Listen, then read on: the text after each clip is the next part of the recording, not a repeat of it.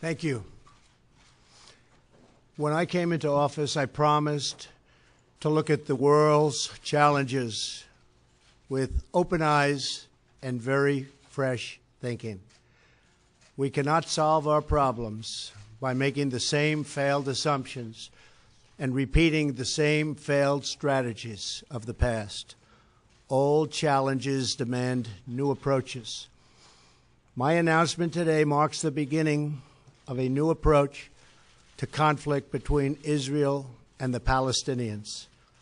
In 1995, Congress adopted the Jerusalem Embassy Act, urging the federal government to relocate the American embassy to Jerusalem and to recognize that that city, and so importantly, is Israel's capital. This act passed Congress by an overwhelming bipartisan majority and was reaffirmed by a unanimous vote of the Senate only 6 months ago. Yet for over 20 years, every previous American president has exercised the law's waiver, refusing to move the U.S. Embassy to Jerusalem or to recognize Jerusalem as Israel's capital city. Presidents issued these waivers under the belief that delaying the recognition of Jerusalem would advance the cause of peace. Some say they lacked courage, but they made their best judgment based on facts as they understood them at the time. Nevertheless, the record is in. After more than 2 decades of waivers, we are no closer to a lasting peace agreement between Israel and the Palestinians. It would be folly to assume that repeating the exact same formula would now produce a different or better result. Therefore, I have determined that it is time to officially recognize Jerusalem as the capital of Israel. While previous presidents have made this a major campaign promise, they failed to deliver. Today, I am delivering. I've judged this course of action to be in the best interests of the United States of America and the pursuit of peace between Israel and the Palestinians. This is a long overdue step to advance the peace process and to work towards a lasting agreement. Israel is a sovereign nation with the right, like every other sovereign nation, to determine its own capital. Acknowledging this is a fact is a necessary condition for achieving peace.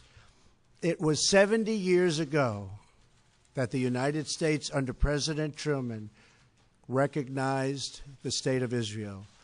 Ever since then, Israel has made its capital in the city of Jerusalem, the capital the Jewish people established in ancient times. Today, Jerusalem is the seat of the modern Israeli government. It is the home of the Israeli parliament, the Knesset, as well as the Israeli Supreme Court. It is the location of the official residence of the Prime Minister and the President. It is the headquarters of many government ministries. For decades, visiting American presidents, secretaries of state, and military leaders have met their Israeli counterparts in Jerusalem, as I did on my trip to Israel earlier this year. Jerusalem is not just the heart of 3 great religions, but it is now also the heart of one of the most successful democracies in the world.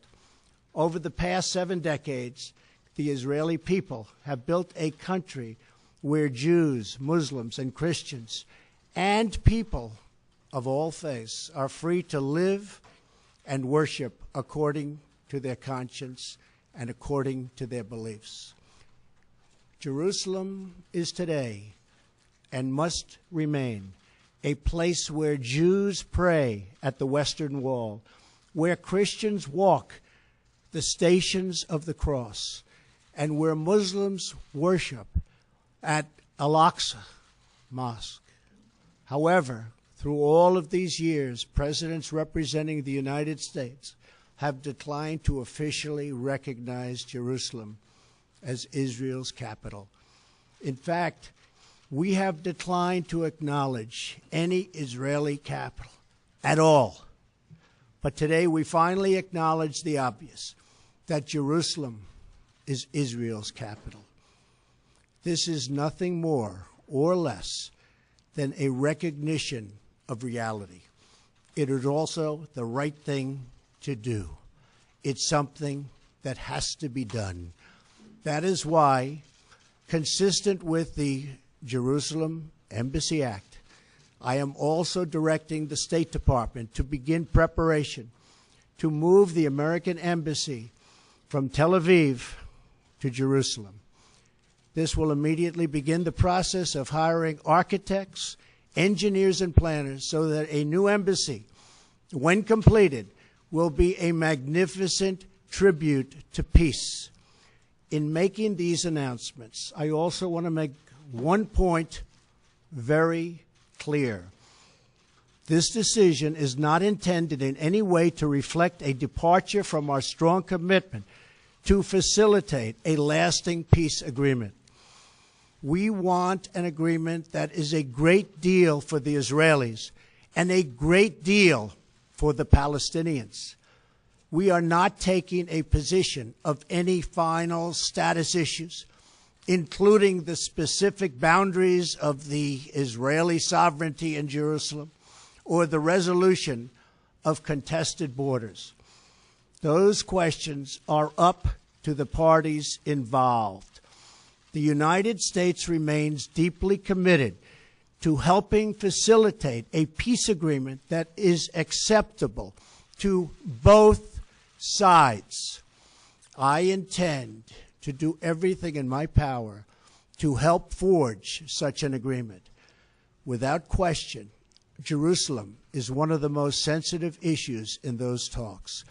The United States would support a two-state solution if agreed to by both sides. In the meantime, I call on all parties to maintain the status quo at Jerusalem's holy sites, including the Temple Mount, also known as Haram al-Sharif.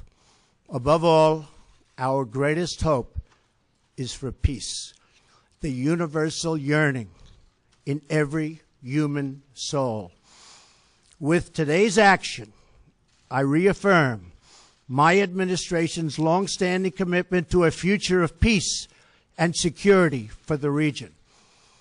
There will, of course, be disagreement and dissent regarding this announcement.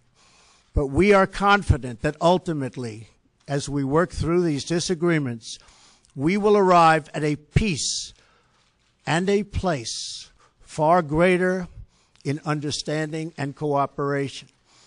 This sacred city should call forth the best in humanity, lifting our sights to what it is possible, not pulling us back and down to the old fights that have become so totally predictable.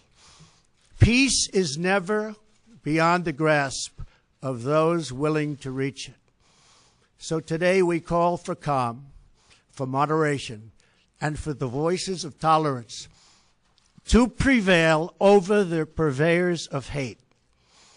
Our children should inherit our love, not our conflicts. I repeat the message I delivered at the historic and extraordinary summit in Saudi Arabia earlier this year. The Middle East is a region rich with culture, spirit, and history. Its people are brilliant, proud, and diverse, vibrant, and strong. But the incredible future awaiting this region is held at bay by bloodshed, ignorance, and terror. Vice President Pence will travel to the region in the coming days to reaffirm our commitment to work with partners throughout the Middle East to defeat radicalism that threatens the hopes and dreams of future generations. It is time for the many who desire peace to expel the extremists from their midst. It is time for all civilized nations and people to respond to disagreement with reasoned debate, not violence. And it is time for young and moderate voices all across the Middle East to claim for themselves a bright and beautiful future. So today, let us rededicate ourselves to a path of mutual understanding and respect. Let us rethink old assumptions and open our hearts and minds to possible and possibilities. And finally, I ask the leaders of the region, political and religious, Israeli and Palestinian, Jewish and Christian and Muslim, to join us in the noble quest for lasting peace. Thank you. God bless you. God bless Israel. God bless the Palestinians. And God bless the United States. Thank you very much. Thank you.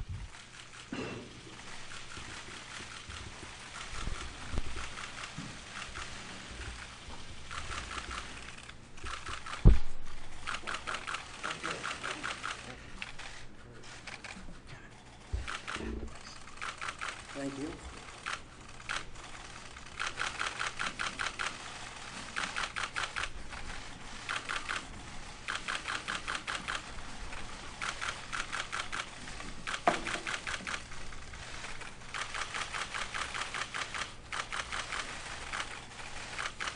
Thank you very much. Thank you.